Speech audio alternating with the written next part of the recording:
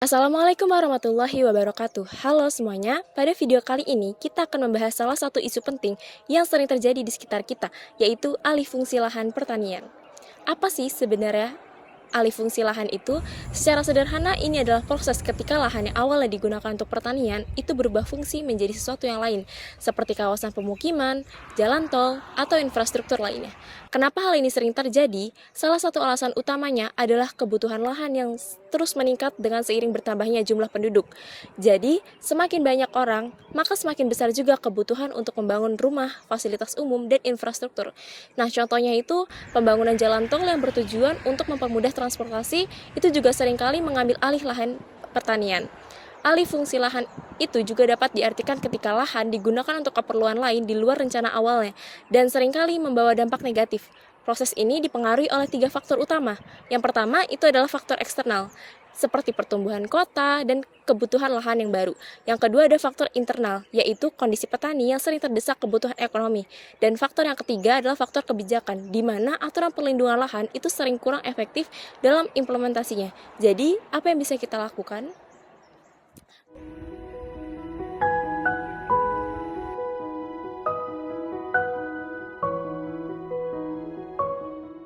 Depopulasi adalah fenomena pengurangan jumlah penduduk di suatu wilayah, baik di perkotaan maupun pedesaan. Kondisi ini dapat terjadi akibat faktor seperti penurunan angka kelahiran atau berkurangnya kelompok usia produktif di suatu wilayah tertentu. Meski depopulasi ini lebih sering terjadi di wilayah pedesaan, tetapi dapat juga terjadi di wilayah perkotaan karena dinamika sosial ekonomi dan lingkungan tertentu. Fenomena ini mempengaruhi banyak aspek, termasuk lingkungan, tergantung pada bagaimana wilayah tersebut dikelola setelah mengalami depopulasi.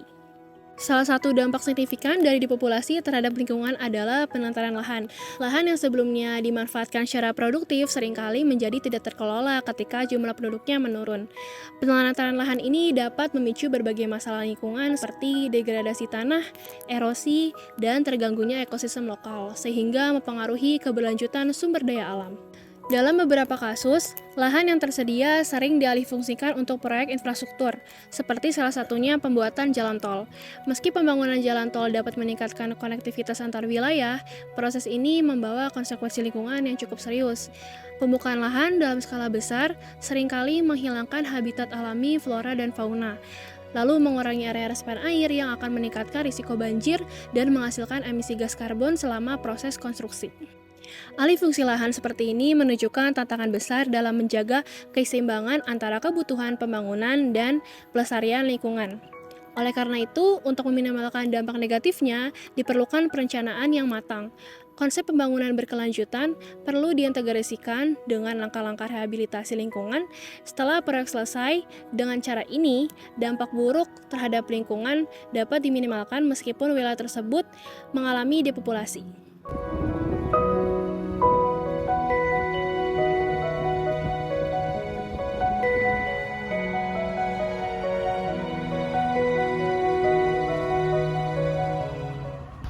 Alasan pemilik lahan memberikan lahannya untuk dijadikan jalan tol karena melihat manfaat yang lebih besar untuk dirinya sendiri dan masyarakat di sekitar lahan ini. Selain itu, pembangunan jalan tol seringkali membuat tanah di sekitar menjadi lebih bernilai, sehingga mereka tetap mendapatkan keuntungan meski sebagian lahan digunakan. Ganti rugi yang diberikan pemerintah juga menjadi pertimbangan besar karena bisa digunakan untuk membeli lahan baru atau meningkatkan usaha pertanian. Mereka juga merasa pembangunan ini penting untuk mendukung kemajuan daerah dan kepentingan bersama. Kalau dari pemerintah sendiri, alasan pemerintah membuat jalan tol ini dengan tujuan untuk meningkatkan aksesibilitas, konektivitas, dan efisiensi transportasi yang pada gilirannya dapat mendorong pertumbuhan ekonomi dan meningkatkan kualitas hidup masyarakat. Jalan tol ini mempermudah arus barang dan orang antar kota atau provinsi, mengurangi kemacetan lalu lintas, serta membuka akses ke daerah-daerah yang sebelumnya terisolasi. Nah, selain itu, pembangunan jalan tol ini dapat menciptakan lapangan pekerjaan, merangsang investasi dan meningkatkan meningkatkan daya saing ekonomi suatu wilayah. Namun, untuk membangun jalan tol ini seringkali diperlukan pengorbanan lahan masyarakat. Hal ini disebabkan oleh keterbatasan ruang yang tersedia karena jalan tol membutuhkan lahan yang luas dan seringkali melintasi wilayah padat penduduk atau tanah yang sebelumnya digunakan untuk pertanian. Proses pembebasan lahan ini meskipun diatur untuk memberikan kompensasi kepada pemilik lahan, seringkali menimbulkan ketidakpuasan dari masyarakat yang terdampak. Meskipun demikian, pemerintah harus mempertimbangkan kepentingan jangka panjang dan manfaat yang akan dirasakan oleh lebih banyak orang dalam pembangunan infrastruktur ini.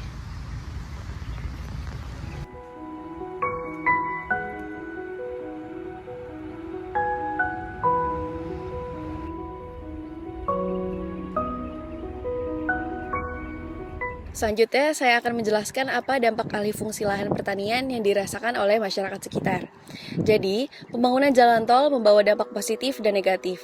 Positifnya, akses transportasi menjadi jauh lebih baik, waktu tempuh lebih singkat, nilai tanah juga meningkat, dan peluang investasi lumayan terbuka. Namun, dampak negatifnya meliputi polusi udara, kebisingan, hilangnya lahan pertanian yang mengurangi mata pencaharian petani, serta gangguan pada ketahanan pangan lokal. Urbanisasi di sekitar jalan tol juga memicu kenaikan harga tanah dan kebutuhan pokok yang dapat memberatkan masyarakat. Selanjutnya, ada dampak sebelum jalan tol dibangun. Pada umumnya, lahan digunakan untuk pertanian atau pemukiman sederhana dengan nilai ekonomi yang rendah. Rencana pembangunan jalan tol meningkatkan nilai lahan karena aksesibilitas dan potensi bisnis, meski sering diiringi tantangan seperti pembebasan lahan dan juga dampak sosial. Setelah jalan tol selesai, nilai tanah melonjak, membuka peluang pengembangan bisnis dan peningkatan ekonomi. Namun, pemilik lahan juga menghadapi tantangan seperti berkurangnya luas lahan, perubahan fungsi, serta gangguan kebisingan dan lalu lintas. Bagi yang bisa beradaptasi, ini menjadi lumayan peluang yang besar, tetapi bagi sebagian lainnya, perubahan ini membawa kesulitan. Pembangunan jalan tol Depok Antasari atau Tol Desari membawa manfaat besar dalam meningkatkan konektivitas wilayah, namun juga memunculkan dampak yang signifikan terhadap masyarakat dan juga lingkungan. Proyek ini menyebabkan alih fungsi lahan secara masif, mengorbankan banyak lahan terbuka hijau dan area pertanian yang produktif. Selama periode konstruksi, ruang terbuka hijau di sekitar wilayah tol tercatat menurun hingga 3,53% atau setara dengan 146 hektar. Dampaknya tidak hanya pada keseimbangan ekologi, tetapi juga pada fungsi resapan air yang mengakibatkan peningkatan resiko banjir di sejumlah wilayah, misalnya seperti di Villa Santika dan Kelurahan Krukut. Perubahan aliran air selama pembangunan juga semakin memperparah kerugian warga akibat banjir.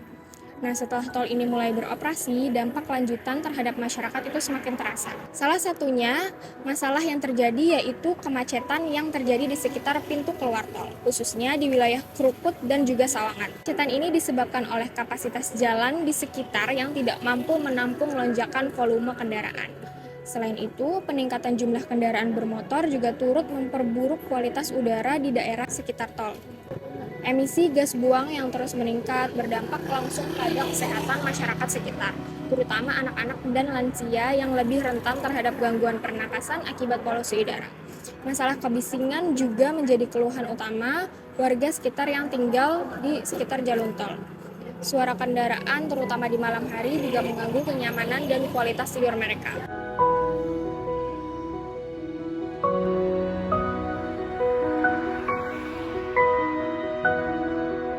Jalan tol Depok Antasari atau yang dikenal dengan Tol Desari dibangun dengan tujuan meningkatkan konektivitas antara Depok dan Jakarta.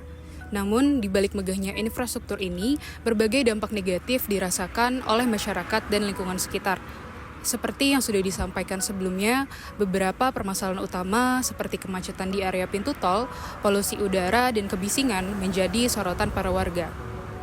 Namun, berbagai solusi dapat dilakukan untuk mengurangi masalah ini. Kemacetan di sekitar pintu tol yang terjadi karena peningkatan volume kendaraan yang tidak diimbangi dengan kapasitas jalan memadai membuat arus lalu lintas seringkali tersendat.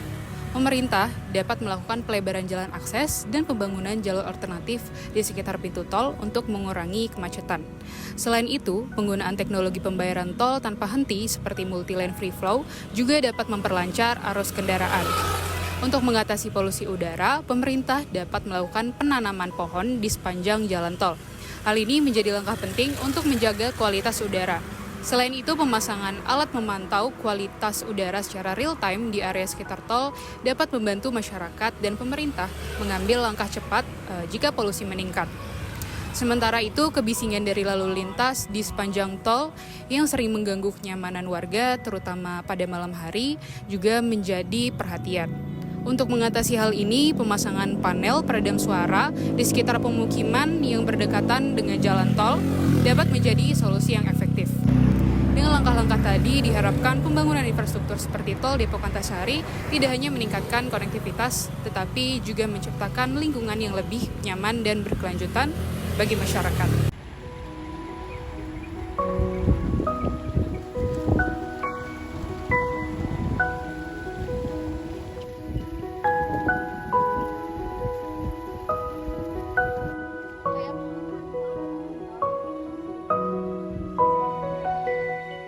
Ini silakan membahas tentang kebijakan dan regulasi seperti itu ada perlindungan lahan pertanian berikut, yaitu perlindungan lahan pertanian adalah prioritas utama berdasarkan Undang-Undang Nomor 1 Tahun 2017.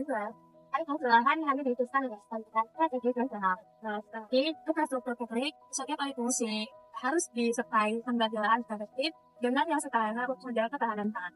Perencanaan tata ruang bagaimana dapur salah kelompok nomor 26 tahun 2020 dan Perda nomor 13 tahun 2021 memastikan alih fungsi sesuai rencana tata ruang wilayah. Pemerintah alih fungsi sesuai rencana tata ruang wilayah. Pemerintah rutin memperbaharui RPRW untuk keseimbangan pembangunan dan lingkungan. Yang kedua, pengelolaan lingkungan. Membangun infrastruktur yang melibatkan alih fungsi lahan harus mempertimbangkan dampak lingkungan. Analisis mengenai dampak lingkungan menjadi syarat wajib solusi ekologi seperti penghijauan dan sistem resapan air harus diterapkan. Yang ketiga, proses ganti rugi pemerintahan. Alih fungsi lahan ini adalah proses yang melibatkan berbagai kepentingan. Kebijakan yang diterapkan harus tegas dan transparan dan adil. Pemerintah memastikan pengawasan ketat, teknologi modern, dan keterlibatan masyarakat dalam proses. Yang keempat, identifikasi dan penilaian lahan. Lahan pertama adalah identifikasi lahan oleh tim aparasial seperti Badan Pertanian Nasional, wilayah melisensi lokasi luas, wilayah dan ekonomi. Ini menjadi dasar untuk menentukan wilayah dasar. Yang kelima, musyawarah dan ganti rugi. Pemilik lahan diundang untuk bermusyawarah. Proses ini memberikan kesempatan untuk mendengarkan aspirasi dan negosiasi terkait. Konsentrasi diberikan melalui jalan berhubungan setelah fondasi atau relokasi dan menggunakan fasilitas terhadap tujuan masyarakat. Yang terakhir ada pembebasan lahan. Setelah ganti rugi diterima, pemerintah menyelesaikan semua kualitas proses pembebasan lahan sudah dimulai dan kepentingan dengan regulasi yang sudah proses transparan yang akan berkelanjutan.